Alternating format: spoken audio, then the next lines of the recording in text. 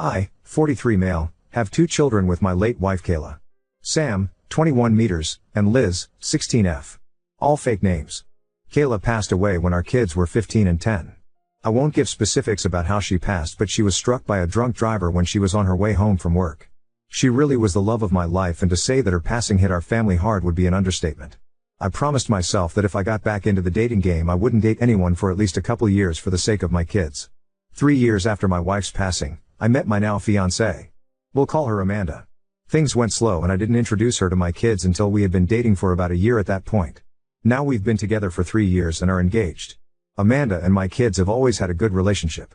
Neither of my kids are super close to her, but they have always been friendly and welcoming to her, and Amanda has never overstepped any boundaries my kids have, like trying to replace their mother. At the beginning of Amanda and I's relationship, she was a bit insecure of the fact that I was a widower. During the first few months of us dating she would constantly ask things like if Kayla had never passed, would I still be with her right now? I always kept my answers brief, and told her that I didn't like thinking about the what-ifs and that she was the one I was dating now and that was what mattered. Eventually she stopped making these comments and I stopped worrying about it. Now to the issue. My parents were hosting a family dinner to celebrate my fiancé and I's engagement. It was my mom and dad, my late wife's sister and her husband, Sam and Liz, and me and Amanda. Dinner was going well, we were all making small talk with each other and talked about wedding plans. About halfway into dinner my mom made a comment about how she was so happy I was able to find the spark I had with Kayla and someone else. I don't think anybody really paid much attention to the comment, but then Amanda laughed and said I'm happy she died, otherwise I would have never gotten him to myself. The tone of the dinner immediately shifted and everyone got extremely tense, especially my kids. Amanda noticed the shift and started awkwardly laughing like she was trying to play her comment off as a joke. I was honestly just frozen as that was the first time she had made a comment like that. My kids looked disgusted and Liz got up and walked out to the car. Sam waited a bit longer like he wanted me to say something, but I was still in shock about what Amanda had said. To make a long story about the dinner short, the dinner was kind of ruined, so I said my goodbyes to everyone, grabbed my fiancé and we all drove home. My daughter hasn't spoken to me or Amanda since and it's been 3 days. I got tired of it and pulled my son aside to ask him what I should do. He said something along the lines of I'm a grown man and don't care who another grown man marries, but I don't want a woman who speaks like that about our mother around my sister. Sam's comment stuck with me and now I'm considering calling off the engagement entirely. She's never made comments like this before, but I'm worried if I let it slide this one time, it will become more frequent and it will affect my daughter. I need some advice from outside perspectives and just want to do right by my kids. Wibta if I called it the engagement because of the comment she made? Edit. Wow, I didn't expect to get this much advice so shortly after posting this. Nonetheless, thank all of you for the advice and even the people calling me a bad father. I think your guys' words are what I needed to pull my head out my ass. I will try to talk to my kids alone tonight before speaking with my fiancé and we'll see where it goes from here. I'm pretty sure my fiancé and I are over though. Update 1. Did my fiancé apologize to anyone at the dinner party? No, she didn't. I honestly don't think it even registered or has registered to her that what she said was wrong. 2. Does fiancé have social anxiety? Not to my knowledge, no. In all the time I've known her she's never shown any signs of social anxiety and doesn't have a history of it. 3. How old was my late wife? She was 37 when she passed and we were the same age. Amanda is 41. A lot of people were asking for clarification on the time frame of her passing and when my fiancé and I met. At this point in time Kayla has been gone for about 6 years and I met Amanda roughly 3 years after Kayla's passing. I didn't mention either of their ages as I didn't believe it was important because we're so close in age, but I understand why a lot of you guys would want to know. Now that I've clarified the things I was most asked about in the comments, we can get into the update. While I'm writing this update, it's the day after I talked to my kids. So last night at around 5:30 my fiancé left for work. She works nights most days of the week, so I was able to call my son and ask if he could come over so I can talk to him and his sister. He goes to our local college and lives in an apartment near his school. When he started college he wanted to move out, but also wanted to stay close to us, so he settled on an apartment a few blocks away from the college. He came over and I called him and his sister into the living room to talk with the both of them. When they were both seated I told them point blank that I didn't think the wedding was happening anymore, and that the comment she made was unacceptable. I then, by the advice of the comments, apologized to them. I told them I was sorry for not saying anything for so long and letting the tension thicken in our home. I told my daughter that I understood why she hasn't spoken to me and that I was sorry for allowing her to think that I was even remotely okay with what she said. I felt pretty spineless after we had gotten back from dinner that night, so I wanted to do everything in my power to make it right with my kids during the conversation. My daughter told me that she felt disgusted at the comment Amanda made and even more so when I didn't defend her mother. She then told me that the past 2 years that she's known Amanda, she felt like she's been gradually trying to push her and Sam away from me. One of the examples Liz gave was when my son moved out. He moved out when he was about to start his sophomore year of college, and when he mentioned the idea of moving out, Amanda was the one who took that and ran with it. According to Liz, Amanda was the one encouraging Sam the most to move out. To be clear, I was never against Sam moving out, but I was clear to him too he was welcome to live at home for his college years and even after until he found where he wanted to be. I asked Sam if he felt pushed out by Amanda, and if that's why he moved out. He said he hadn't felt pushed out before he told everyone he wanted to move, but after he put it out there my fiancée kept pushing for him to move out. Liz cut in and said that every time she brings up college, Amanda keeps encouraging her to go out of state. Liz doesn't plan on going out of state and she's been open about wanting to go to the college Sam is attending right now. Liz said she feels like Amanda is waiting till she graduates high school and goes to college so she can move out. A lot of the comments were right about the subtle comments eventually turning into Amanda wanting my kids pushed away from me. Liz said that she was scared that by the time I eventually noticed the way Amanda was acting, too big of a wedge would have already been driven between me and them. I told my kids that I'm sorry it's taken me this long to notice and that I was also sorry they've been walking on eggshells for so long. I hugged my kids and told them no matter what, they are my top priority, not Amanda or anybody else. A low T of comments pointed out that even though my son is grown, he still needs his father, and I made sure to let my son know that I will always be there for him and his sister even when they are well grown. The entire conversation lasted about 2 hours, we covered a lot of the bases we wanted to, and it got emotional on all sides. In short, Amanda and I are done. I've made it a point to tell my kids that none of this situation is their fault, and that Amanda is the grown woman who said what she said. My kids and I are okay right now, but they aren't 100% with me and probably won't be for a while.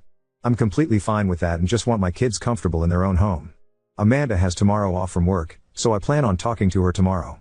I also plan on calling my mother to ask her why she thought it was okay to even bring up Kayla at the dinner.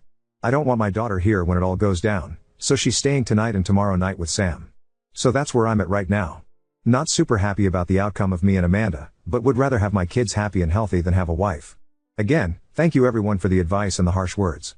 I'll update after I call it off with Amanda. Update 2. So where we last left off is my kids and I talked, made up, and my daughter is staying with her brother so she doesn't get caught up in what was about to happen with my now ex-fiancé. Before the hard part of the day, breaking it off with Amanda, I made a call to my mom to let her know of the situation. A lot of the comments told me to not bash my mom for the comment she made. Now thinking back on the situation with a clear mind, the comment my mother made towards Amanda was most definitely a compliment towards her. And that was confirmed in the call I had with her. My mother, bless her heart, felt extremely guilty for the entire situation. She fully believed the situation all stemmed from her one comment. I assured her that none of the situation was her fault and that I've never blamed her one bit for any of this. We talked a bit more before I let her go. The call ended at about 9:15 a.m. and I was left waiting for Amanda to wake up. She woke up at around 10:30 a.m. and I didn't want to ambush her straight after she woke up, so I waited until about 11:10 a.m. to sit her down and talk. A lot of people in the comments suggested to secretly video the whole thing. I thought that was extremely smart, so I had my phone set to record in my back pocket the entire time. I didn't think she'd try to do anything drastic, but I would rather be safe than sorry. The talk with her went about as well as anyone could imagine, so not at all. I told her I needed to talk with her, that it was serious, and we sat in the living room. When we were seated, I began unloading at her about the comment she made about Kayla at my parents' house, how it made my kids feel, how it made me feel, her lack of an apology of any sort of acknowledgement to what she said, and so on. I told her I expect her to give an apology to my parents, my in-laws, and most importantly, my kids. During the entire time of me unloading on her, she didn't seem to show any bit of emotion other than her eyes, which were slightly wider than normal. After I spoke my truth, she straight up asked, so if I apologize to everyone, we'll go back to normal? I told her point blank, no. I told her that the comment she made at dinner was not the extent of my problems with her. I then told her that I know she heavily pressured Sam to move out when he wasn't even sure if he wanted to at that point in time, and that I also know she is now trying to do the same with Liz. I did my absolute best to leave my kids out of the situation but told Amanda that the way my kids described her treatment towards them was the main reason I don't see a future with her anymore. Amanda was stone-faced up until I told her we were done. I think that's when the panic set in for her. She kept saying that he'll apologize to everyone, that she'll make it right with my kids, ect. I told her that if she apologizes, I will certainly appreciate it, but we were still done either way. She was full on crying at this point and asked me why wasn't I willing to try and fix our relationship? And I told her that even though I loved her, and I will be honest I still love her very much, I was not willing to take another chance of my kids being hurt against the way they were. I was frustrated and shot back at her asking her why she was trying to push my kids out of their own home? And I got back an answer I was not at all expecting. I was completely shocked at her response, but a lot of you guys won't be. A lot of commenters actually hit the nail right on the head with what Amanda was truly like. Amanda responded with, well, I didn't know you expected me to house somebody else's kids for the rest of my life. I immediately saw red and after about a minute I told her get out. I told her that my kids can go wherever they damn please, especially in the house that I own and pay for. She tried to retaliate but in the end ended up pack a few bags and going to stay with one of her friends. I emailed a copy of the phone recording to myself. The talk only lasted about 25 minutes, not nearly as long as the talk I had with my kids, so if anything ends up coming of the conversation, I have all I'd need to keep my name clear. I've texted my kids that Amanda is out of the house for good, that they are welcome to come home anytime, and let my son know that if he wants to, he is more than welcome to move back in completely. My daughter is coming back from her brother's place in the afternoon and I still have phone calls to make to my parents and in-laws to apologize for this mess of a situation. Amanda is out of my house but keeps blowing up my phone for us to try to work things out. I'll let her come by in the next few days so she can collect the rest of her stuff out of my house. Boo. She is not welcome to live here again. I'll be honest and say that I am a bit devastated. Despite everything Amanda did, I still love her, and I probably won't stop loving her for a minute. But I'll be okay. Right now I just want to focus on the family that needs me, and will use this situation as an excuse to bond more with my kids. Another big thank you to everyone who helped me in the comments. A lot of the advice you guys gave played a part in making things right with my family. Update 3. Everything that happened honestly feels like a lifetime ago, which has reminded me that I'm getting older as I'm now 44. Haha. Liz turned 17 a few months ago and Sam is about to be 22. Life has honestly been pretty peaceful since I broke things off with Amanda. I will give a quick recap to my last update from almost a year ago when I had the conversation with Amanda. She had stayed at her friend's place for about a week and I took that time to take the advice of many comments and I packed up her stuff like clothes and other small items for her. She had a couple of bigger things like chairs and other decor, so I made sure those were the only things she was allowed to come in the house for. I got the locks changed per advice as well. I will say that a lot of you commenters thought of things that didn't even cross my mind, like the locks, and I'm thankful you guys are a bit more cognitive than me. Everything after that was pretty smooth and amicable, which did surprise me. She came by and picked up her things and gave me back the ring, which I didn't want back but she gave it to me anyways, and we didn't talk much. It was calm but that didn't last because a few weeks later, she was harassing my socials for another chance. I was pretty exhausted by her at that point so I just blocked her and had my kids block her as well.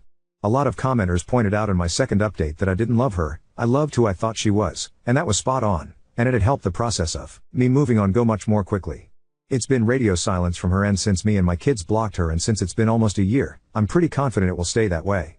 This whole situation has made me realize that I'm perfectly fine and okay with being single for the rest of my life. Maybe people will see that as sad, but I find it more as an acceptance thing. Ending things with Amanda made me realize that I didn't feel that same love with her I felt with Kayla and probably never will with anyone else. That's not fair to me or the person I could potentially date, and I'm content with the family I have around me. This situation has almost given me a whole new appreciation for my kids. They showed more maturity and understanding than I ever did at their age, and it's made me love them even more, which I didn't think was possible. Haha. Sam still has his apartment. I offered for him to move back in but he declined, as he really enjoys having his own bachelor pad, which I understand as I was his age once too. He has a part-time he really enjoys that he's been working since his second semester this year, and I think he met a girl. Not sure, but I know my kid and I'm catching a vibe from him. Liz is amazing as always and she enjoying summer before her senior year. She's made honor roll every year of high school including this year and I'm so damn proud. Both of my kids are such hard-working and genuinely good people that it's hard not to toot my own horn when I think about it. Sorry for rambling in this post about them. I love them more than anything and find myself word vomiting about them when I speak about them. I'm sure other dads can relate. Haha. Another huge thank you to everyone who's been following my story and gifting me all your amazing, and some not so amazing, advice. And also know that I've read your own stories in the comments about your similar experiences. I'm sorry a lot of you guys didn't have the support system I've shown my kids, and I really appreciate each and every one of you taking the time to share your own personal stories. I wish I could give all of you giant dad hugs. Now on to second story. Brother's fiancée licked frosting off my face at my birthday party. Now I'm being blamed and banned from their wedding. I am 22 male and my brother is 28 male. He's been engaged to his fiancée for a few months now. She is 24. My brother's fiancée is your typical spoiled party girl, and TBH so is my brother. In the last year or so, my brother and I have had a strained relationship. This is mostly due to differences of opinion when helping take care of our mom, who is struggling with some PTSD/anxiety. She got held hostage by a man at her job, is still recovering and not back to work yet. For some context, my brother is a very impatient and opinionated person who struggles to see things outside his own perspective. He doesn't have a good grasp on mental health. He is easily persuaded by what he reads online, gets caught up in conspiracy theories. And I noticed COVID/the pandemic kind of exacerbated all of this. I work as a paramedic and he's been arguing with me about thinking I know better than him ever since. I am adopted and my bio mom was of a different ethnicity, so we don't look like brothers. When he can't think of a way to win an argument, he brings up the fact that I'm not her real son or his real brother. It wasn't always like this between us, which is sad. He's just not the same person and I'm not sure if it's work stress, life stress or what. I get that this post is going to be skewed by my perspective, but I'll try to be objective when it comes to the conflict. My birthday was last weekend, when this happened. My brother's fiancée apparently had the idea to throw me a surprise party. Most of the people there were friends of my brother and the fiancée. Everyone was drunk. They made a bit of a show of bringing me out a cake and having me blowing out the candles. Before I did that, my brother's fiancée swiped frosting on her finger and put it on my cheek. I thought it was just her being nice and not trying to smash a piece of cake in my face. I blew out the candles, and after I did that, his fiancée grabbed my face and licked it. From my jaw all the way up the side of my face. I have no idea why she did this. We don't even have the kind of relationship where it would be funny. My brother's face changed, his demeanor changed, he became very withdrawn and irritable. They were seen quietly fighting and he ended up just leaving the party. I brought it up the next day to make sure he was okay, and apparently the two of them made up. It's me he has an issue with. I don't know what she told him, but it seems as if I'm the one being made out to be flirting with her, wanting her, etc. Not even remotely true. I told him to leave me out of his relationship problems. It's his partner who disrespected him and embarrassed him. He's angry at the wrong person. I refuse to apologize. Apparently I'm going to be out of the wedding unless I do. He's upset because I won't admit to my mistake. Well, I don't feel like I made one. Should I just do it for the sake of settling it? Normally I'm willing to be the bigger person, but this is a false accusation I don't want attached to myself. Ada? Oop, you know what, I'm not opposed to threatening him with that. Thank you. Oop, I never thought about it actually, and nothing really sticks out. She's obsessed with K-pop and I am half Korean, so she's made comments to me, but I didn't interpret them as flirting. I thought she was just trying to be nice and didn't know how else to connect when I shared about the whole being adopted thing. When she's sober she is more awkward/shy. My brother lives with my mom, so usually when I visit and we're talking, my mom and brother are around too, and it's more of a family vibe. Oop, this one hurts. I think I needed to hear it though. You're not wrong. I guess I'm just always trying to understand him, and I need to stop doing that. Especially when he's not giving me that same kind of understanding. I thought we could get back to the relationship we had before, but it's not looking like it's getting any better. Update 1. After trying to reach out to my brother, he finally came around and stopped ignoring me. He didn't want to talk about what happened but was willing to put it behind us. TBH, I think talking about it would have been healthier, but I decided to let it go because he was so adamant. Then just the other day he came to me on his own and admit that he feels unsure about his relationship and is struggling to trust his fiancée ever since the incident on my birthday. I told him there's no rush to get married and he should take time to figure out what he's feeling. I didn't try to give any particular opinion because I feel like this is something he needs to figure out for himself. Also, I genuinely don't know what's going on between them. He still took what I said the wrong way somehow, and we ended up having an argument. He thinks I'm not happy for him and don't want to see him successful, starting a family. I tried to walk away at this point in the conversation because no matter what I said it was just going to get misconstrued, but he didn't want to stop fighting. Somewhere in that, I finally learned why he's so mad at me these days. It turns out he's pissed that our mom paid for my tuition. I've been doing OT to pay her back. Clarification, if it matters, she doesn't actually want me to pay her back. It was a gift, but I'd like to pay her back slowly. My brother feels this money should have been given to him for his wedding, which I am no longer invited to. I don't really know how to fix things, but that's where we're at. Update 2. My mom and brother got into it over the weekend. I have accepted being uninvited for my brother's wedding, but our mom wasn't having it. She was trying to understand where his anger is coming from. The problem I don't think he knows, and having conversations where he's questioned about it just makes everything worse. I wasn't present. It's something my mom called me about. Apparently after his explosion at her, he stormed out into the cold, without shoes. She got worried. I have realized that I'm not the person he wants to see in those moments, or the person he wants to receive help from. I want to be that person, and I'll always be available in the background. But somehow I've become part of his problem. My presence only ever fuels his anger. For that reason, I told my mom to contact his fiancée, and she did. Fiancée brought him back to the house and my mom didn't mention the wedding, or anything else. She told me today that they've started talking normally to each other again. I've also talked to my mom privately. I've made it clear that I'm not attending and she should give up on having me there.